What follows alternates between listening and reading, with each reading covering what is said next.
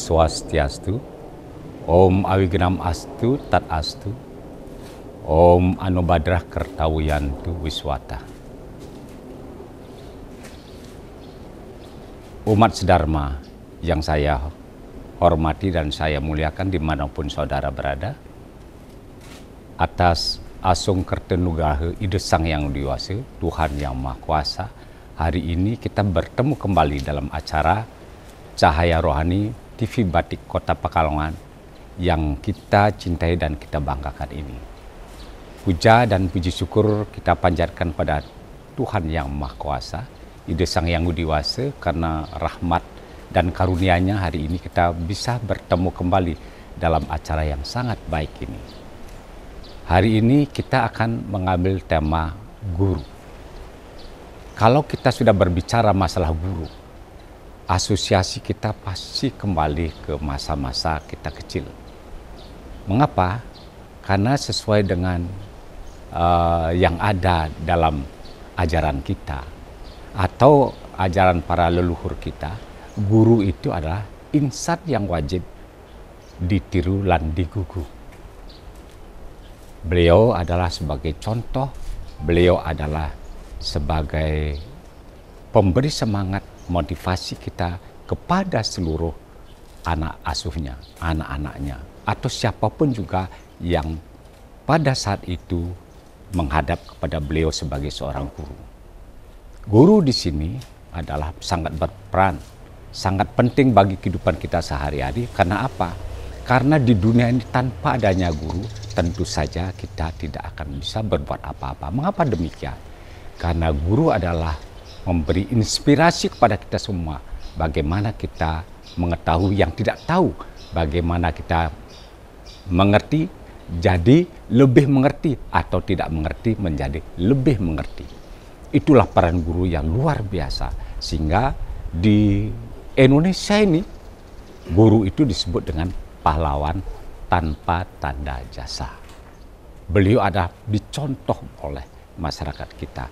Makanya apabila kita berbicara masalah guru, kita senantiasa pasti menaruh hormat kepada beliau yang senantiasa memberi pengetahuannya kepada kita semuanya. Nah, di dalam ajaran Dharma agama Hindu itu, guru dikelompokkan menjadi 4, yaitu apa? Yang disebut dengan catur guru. Yang pertama adalah guru rupake, yang kedua adalah guru pengajian, yang ketiga adalah guru wisesa, yang terakhir adalah guru swadhyaya. Mari kita berbicara masalah guru rupake ini. Guru rupake ini adalah merupakan figur seorang guru yang luar biasa di dalam rumah tinggal kita. Bapak dan ibu kita di rumah, itulah yang disebut dengan guru rupake. Beliau yang menyebabkan kita hadir di dunia ini. Beliau yang menyebabkan kita bisa berbuat seperti sekarang ini. Beliau yang menyebabkan kita juga menjadi orang yang bijaksana, menjadi orang yang penuh dengan ilmu pengetahuan. Mulai dari ibu kita mengandung kita, ya, mengandung di dalam gua garbanya beliau, dalam kandungan ini sudah diajarkan oleh ibu kita untuk belajar apa? Untuk belajar supaya kita menjadi orang yang baik, supaya menjadi orang yang berguna bagi keluarga, bagi masyarakat, bagi agama dan negara. Makanya sering sekali beliau tuh pasti melantunkan kidung-kidung yang indah kepada kita. Kidung yang mengandung syarat makna. Makna tentang ajaran-ajaran Dharma, makna tentang ajaran-ajaran rohani, makna ajaran-ajaran tentang kemasyarakatan, dan lain sebagainya. Itulah guru kita yang pertama, yaitu ibu kandung kita. Yang kedua, ayah kandung kita. Makanya beliau disebut dengan guru rupake. Mulai kita dalam kandungan itu sudah kita dididik dan dibina.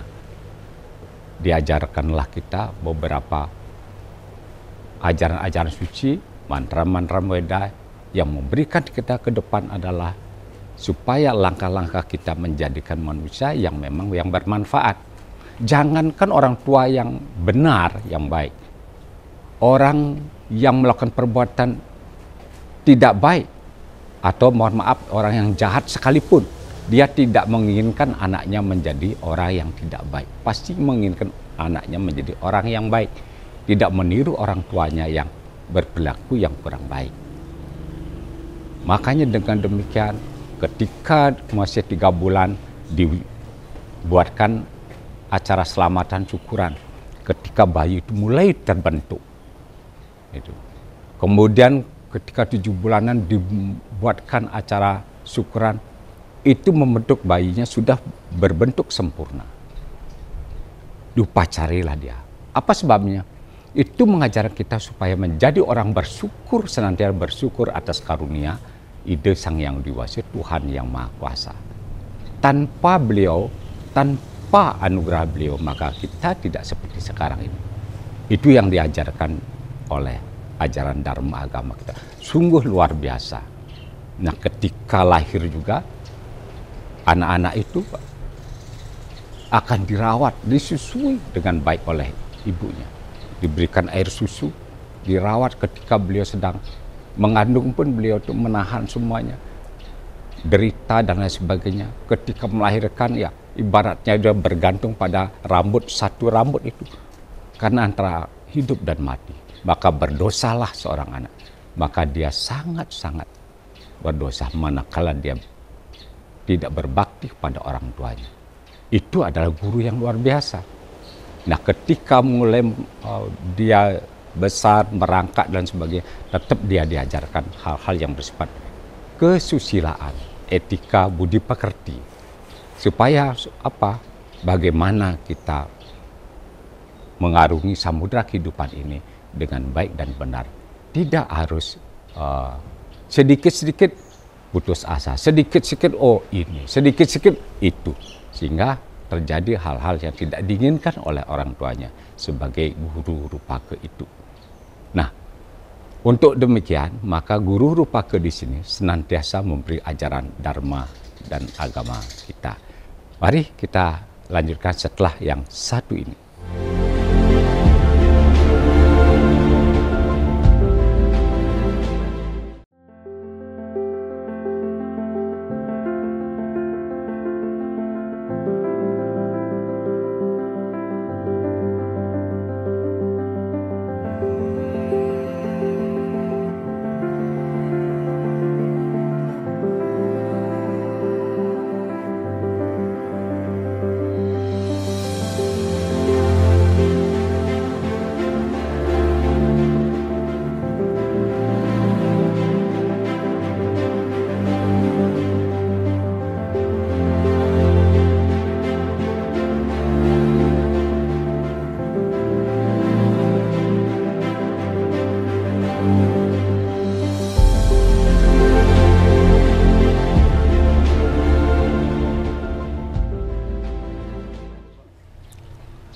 Baik, kita lanjutkan kembali umat sedharma bahwa guru rupake itu adalah tiang dasar daripada kita semua untuk melanjutkan kehidupan kita lebih lanjut ke depan.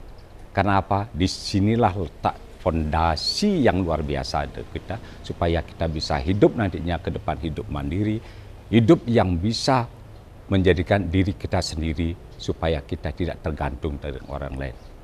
Karena memang waktunya sedikit. Nah, ini mengulasnya ada 4 guru, baru 1 guru ini kita ulas. Kita lanjutkan ke guru yang kedua, guru pengajian. Guru pengajian itu siapa? Ibu dan bapak guru yang ada di sekolah.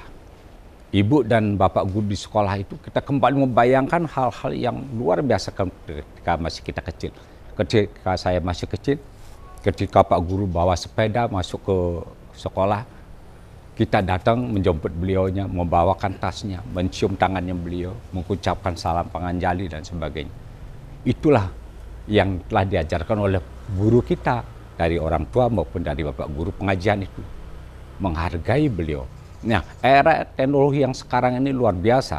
Era globalisasi yang demikian, ajaran apa namanya, adiluhung kita kadang-kadang sering memudar, bukan pudar, sering memudar. Apa sebabnya? Ya, ketika sekarang anak-anak datang kita ke sekolah, saya lihat itu banyak anak-anak sekolah. Ketika ada gurunya, bukan seperti saya dulu masih kecil, disalami Pak Guru, dicium tangannya beliaunya. Sekarang, Pak, aku ditukuk ke jajan Pak, aku ditukuk makanan Pak, luar biasa itu. Tapi memang eranya sekarang memang begitu. Nah, namun demikian tentu saja kita sebagai insan yang beragama, yang penuh dengan adat budaya yang adiluhung, seyogianya hal-hal yang memang tidak patut kita sedikit demi sedikit harus ditiadakan, hal-hal yang tidak baik. Nah, hal-hal yang bersifat baik, budaya dan adatnya, kita tetap kita langgengkan. Karena apa? Ajaran-ajaran nenek moyang kita itu luar biasa. Bagaimana kita menghargai orang lain, bagaimana kita menghargai bapak dan ibu guru di sekolah, dan sebagainya. Diajarkan bagaimana kita tuh kalau berbicara dengan sesama, sederajat dengan kita, yang sepantaran umurnya dengan kita, kemudian juga berbicara dengan orang yang lebih tua, dengan orang tua. Pasti di Jawa ini seperti sekarang ini budayanya luar biasa. Contohnya ada bahasanya ngoko, kromo inggil. Ya, kepada mereka yang lebih tua pasti kromo, pada orang tuanya masih bahasanya kromo inggil. Nah, itu budaya yang luar biasa, pendidikan budi pekerti. Nah, guru di sekolah yang disebut guru pengajian itu memberikan ilmu pengetahuan belum kita mengerti jadi mengerti, yang memberikan kita suatu pendewasaan secara berpikir supaya kita nanti ke depan bisa lebih maju, lebih baik, lebih bermartabat. Makanya seperti halnya sekarang pemerintah menggalakkan bagaimana supaya kita cerdas, mencerdaskan kehidupan bangsa itu di pembukaan Undang-Undang Dasar itu demikian. Supaya masyarakat bisa adil dan makmur di kedepannya. Dengan demikian, untuk kemajuan-kemajuan seterusnya, Bapak dan Ibu guru inilah yang mengajar kita supaya kita menjadikan manusia yang nanti ke depan manusia yang kuat, yang bisa maju ke depan, bisa bersaing dengan negara-negara lain.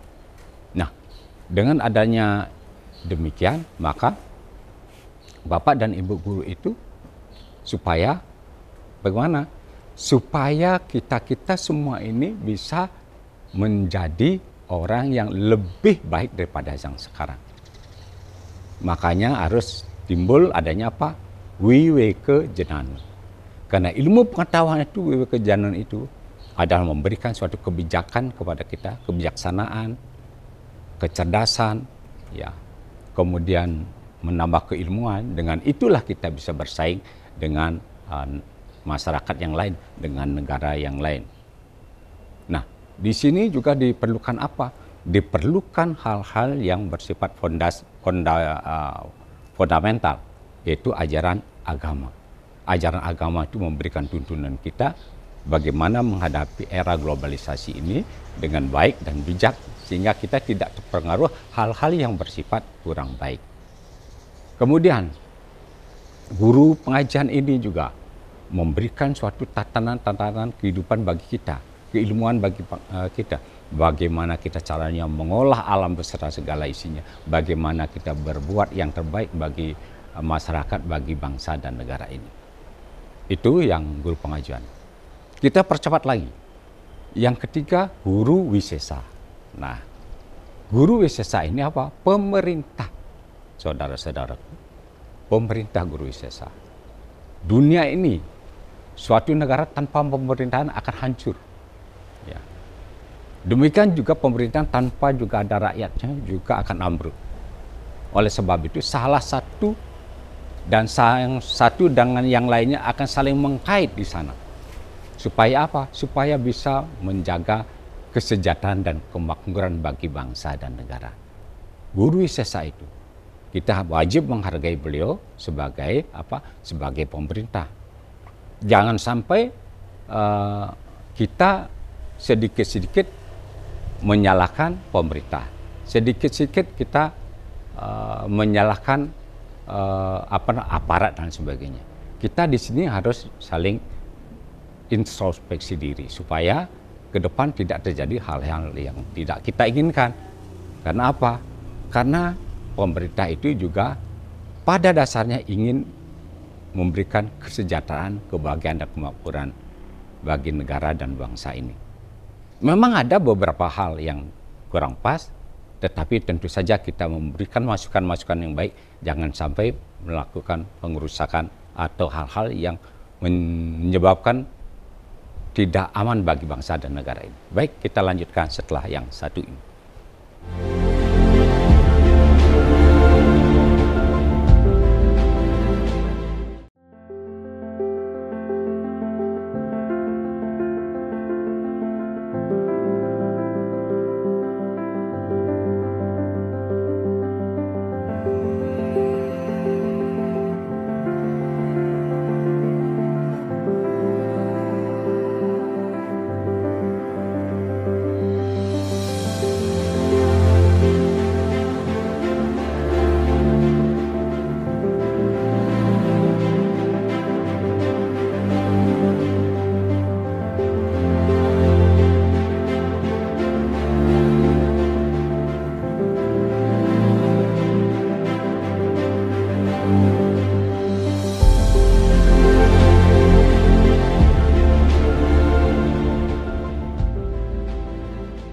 Mari kita lanjut kembali. Tadi sudah saya singgung masalah guru wisesa itu, yaitu pemerintah.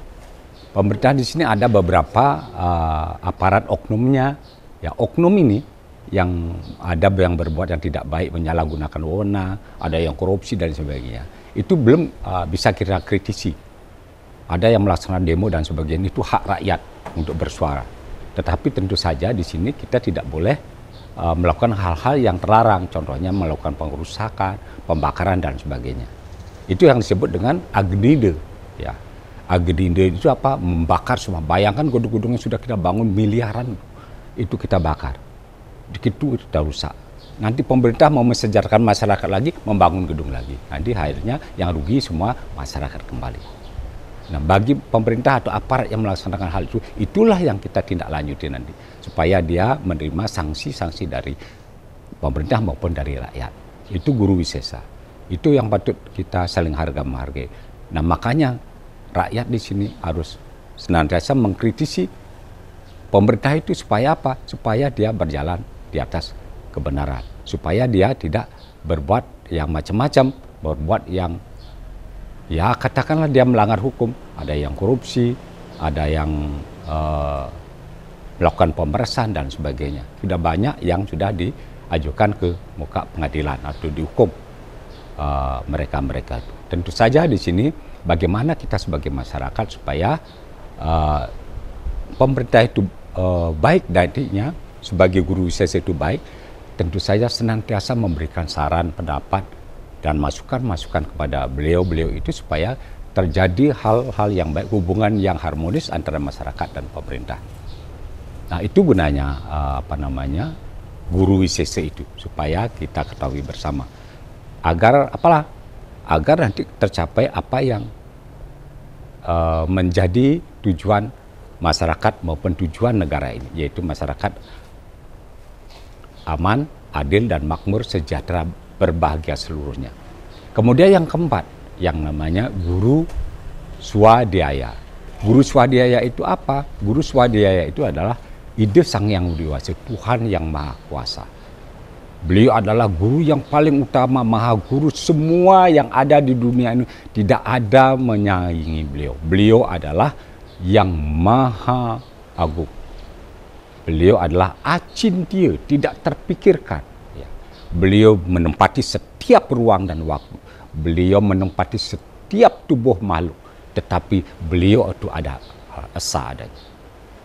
Esa adanya. Itulah kemahakuasaan kita. Makanya beliau disebut Sang Yang Acintya.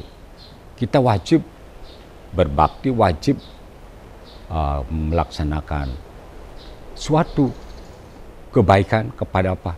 Kepada masyarakat sebagai implementasi daripada bakti kita kepada ide Sang Yang Widi Wasa, Tuhan yang Maha Kuasa.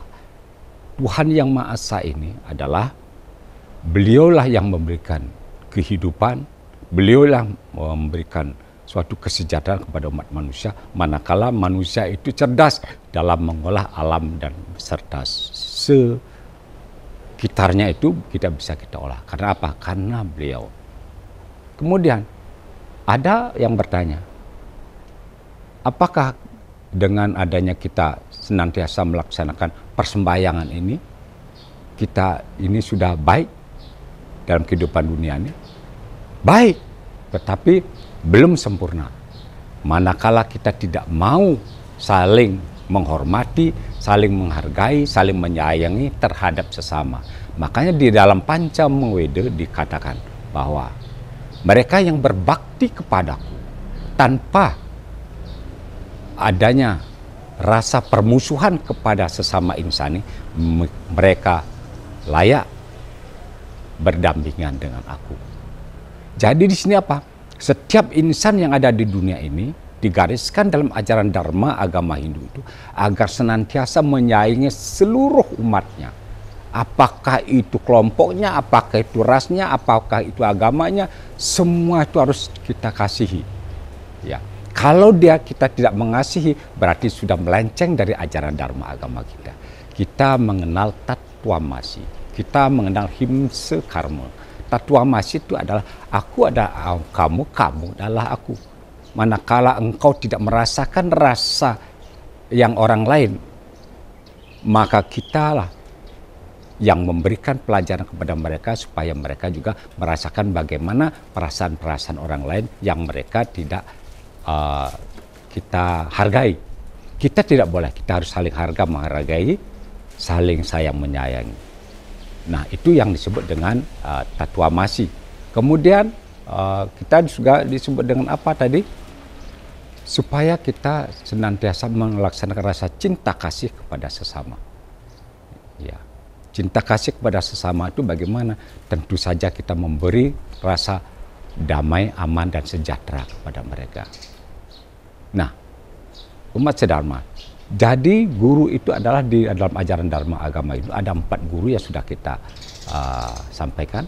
Dengan beberapa hal yang menjadi suatu kesimpulan bagi kita adalah guru adalah pemberi ilmu pengetahuan, guru adalah pemberi kebijaksanaan, guru adalah pemberi kebahagiaan kepada kita, guru adalah pemberi moral budi pekerti kepada kita, dan guru adalah yang patut kita tiru dan kita gugup, kita percaya, sebab beliau adalah yang memberikan langkah-langkah yang paling utama dalam kehidupan kita sehari-hari yang perlu kita hormati. Maka bagi mereka yang tidak percaya, yang tidak mau melaksanakan itu, tentu saja dalam kehidupan ini akan terjadi hal-hal yang kurang baik atau hal-hal yang kurang menjadi suatu kebijakan dalam suatu ruang dan waktu kita ini.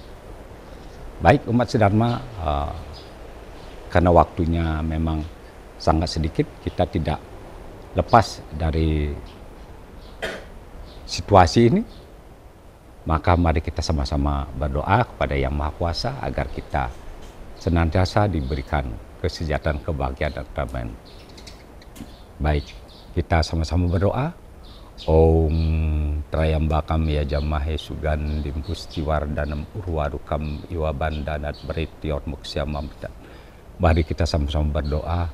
Ya Ide Sang Yang Biasa, Tuhan Yang Maha Kuasa, Engkau yang maha besar, maha pengasih dan maha penyayang, berikanlah kesejahteraan, kebahagiaan, keselamatan kepada masyarakat kami, bangsa kami, negara kami. Semoga negara kami menjadikan negara yang sejahtera, makmur, adil, dan sejahtera.